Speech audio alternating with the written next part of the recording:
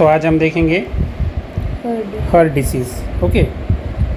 Efficiency of the heart decreases decreases due to decreased blood supply and thereby oxygen and nutrient supply to the heart muscles.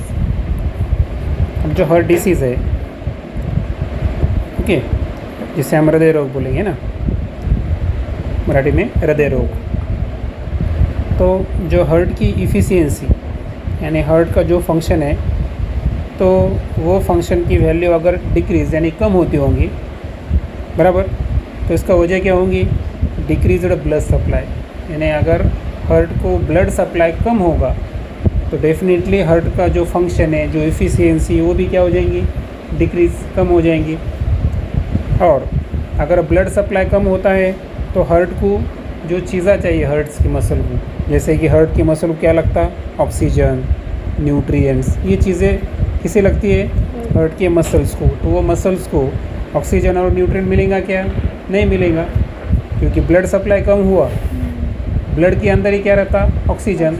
Oxygen को carry कौन करता है? Haemoglobin. आ रहा है समझ में आपके? तो ब्लड सप्लाई जो है वो अगर कम होता है तो हार्ट की इफ़िशियंसी कम होती है, और जो हार्ट के मसल है उसको ऑक्सीजन और न्यूट्रिएंट्स का पुरवठा होता क्या? नहीं होता। Due to this, a heart has to perform more work that leads to stress on it.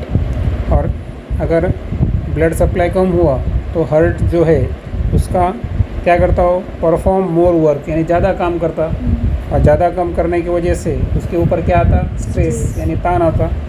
जिसमें कॉज हार्ट अटैक। हाँ, और इसी वजह से क्या होता? Heart attack. यानी हार्ट अटैक किस वजह से आता है? Heart disease. हाँ, नहीं, हार्ट डिसीज़ है वो, लेकिन ब्लड सप्लाई कम होने की वजह से। क्योंकि अगर ब्लड सप्लाई कम होगा तो ऑक्सीजन और न्यूट्रिएंट हार्ट के मसल को मिलेंगे क्या? नहीं। उसके ऊपर क्या आता है? Stress. If someone has heart attack, immediate consultation of doctor and treatment is necessary.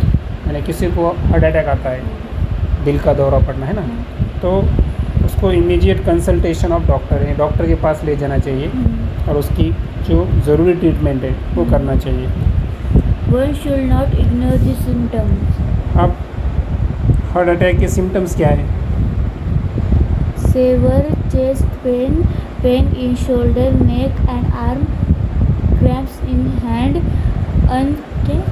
Easiness, tremors. अब जो हार्ट अटैक है उसके लक्षण क्या है? सेवर चेस्ट पेन, यानी जो चेस्ट है, छाती है, इसके अंदर क्या होना? तकलीफ़ होना। पेन इन शोल्डर, खांधों के अंदर भी पेन होना, दर्द होना। नेक एंड आर्म्स, जो अपनी गर्दन है, अपने हाथ है, इसके अंदर दर्द आना, ये भी उसका एक सिम्टम्स है। क्रैम्प्स इन हैंड, हाथों को मूंगे आना, क्रैम्प्स, चमक आना। अनईजीनेस यानी डिस्कम्फर्ट लगना, और ट्रिमर्स यानी थोड़ा सा आदमी क्या करता? थर करता। तो ये सब लक्षण किसके हैं?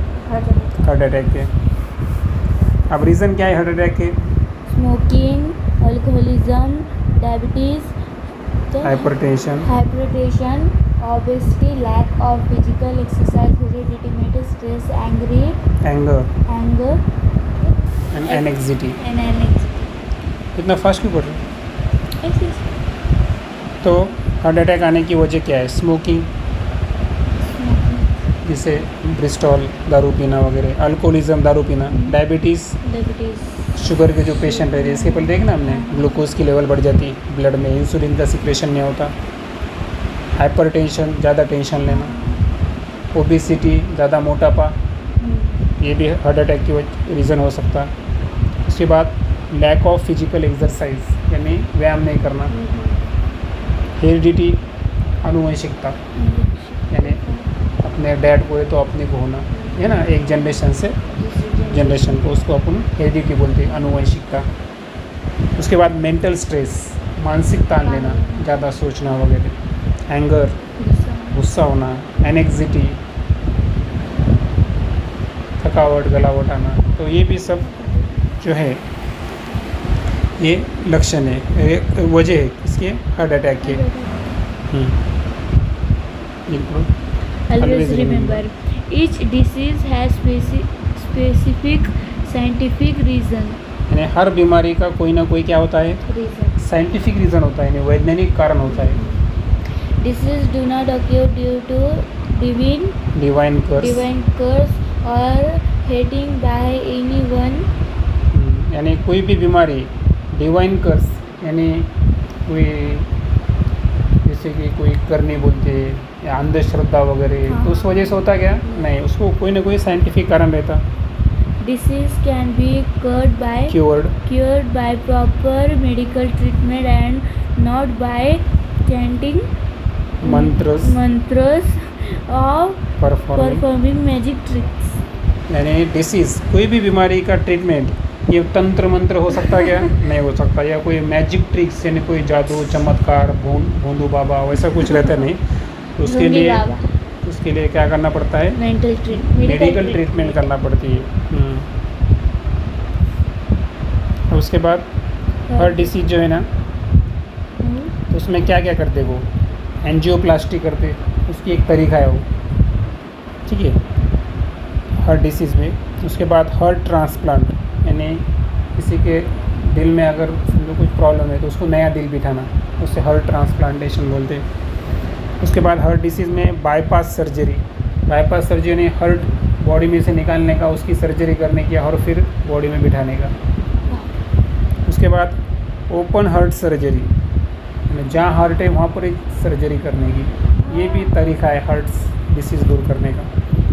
इंस्टॉलेशन ऑफ पेसमेकर, तो पेसमेकर यानी जो अपने जो बॉडी रहती ना, उसमें हार्ट अगर प्रॉपर फंक्शन नहीं करता है तो एक यंत्र बिठाते हैं, उसको पेसमेकर बोलते हैं।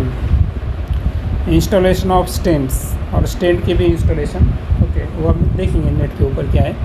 तो ये हर डिसीज़ के ऊपर कोई फार्मूले है समझो, या फिर ट्रीटमेंट, ये 5-6 ट्रीटमेंट है अलग अलग, वो डॉक्टर सजेस्ट करेंगे, अपन तय करने का क्या नहीं। जैसे रिपोर्ट आएंगी, एंजियोग्राफी, जो भी ECG, जो भी रिपोर्ट आते हैं उसके ऊपर तय करते हैं कि पेशेंट को इसमें से कौन सा ट्रीटमेंट इस्तेमाल करने का।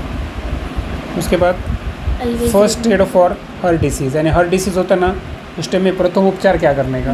फर्स्ट एड बोले तो मराठी में बोलने का उसको प्रथम उपचार।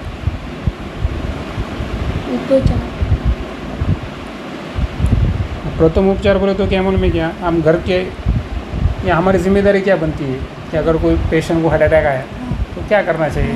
सबसे पहले क्या करेंगे तुम, पानी नहीं, एम्बुलेंस बुलाएंगे। हाँ, फर्स्ट कॉल 108 फॉर एम्बुलेंस। देखो मोबाइल से 108 डायल कर सकते हैं अपन, अपने मोबाइल में बैलेंस नहीं भी रहा ना तो 108 को कॉल लगता, और वो कॉल के ज़रिए हम क्या मंगा सकते हैं, गवर्नमेंट हॉस्पिटल में से एम्बुलेंस मंगा सकते हैं। Check the consciousness of patient by shaking the shoulder, यानी पेशेंट जो है बेहोश नहीं होना, तो उसका कॉन्शियसनेस चेक करने का, तो वो करने के लिए उसके शोल्डर हिलाने के, जो खांधे ना उसको थोड़ा शेक करने का।